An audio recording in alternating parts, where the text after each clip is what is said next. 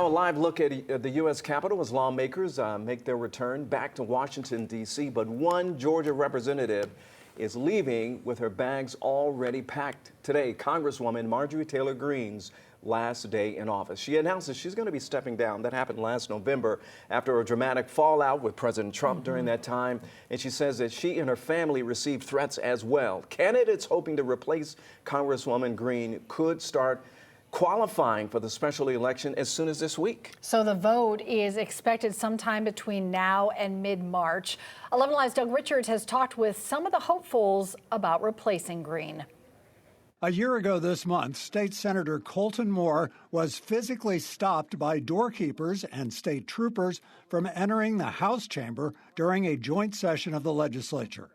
Your House rules do not apply. Moore persisted and got thrown to the floor, taken into custody, and escorted out of the Capitol to a patrol car. The state senator had run afoul of a fellow Republican, the House Speaker, who banished Moore because of a perceived insult.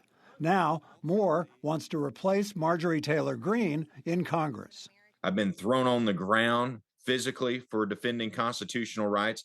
And if it's going to cost me personally, that's okay, because I recognize how important our God-given rights are. Moore is one of at least 11 men and women who have informally declared their candidacy to replace Greene in a special election that won't list party affiliation on the ballot. When the Congresswoman decided that she was going to resign, instantly my wife and I decided that we had to pick up the staff to go be the torchbearer for the 14th District in Georgia. Jim Tully had been on Congresswoman Greene's staff in her Northwest Georgia district. Tully says he shares Greene's concerns about the bitterness undergirding national politics. The Americans' favorite pastime is fighting with one another.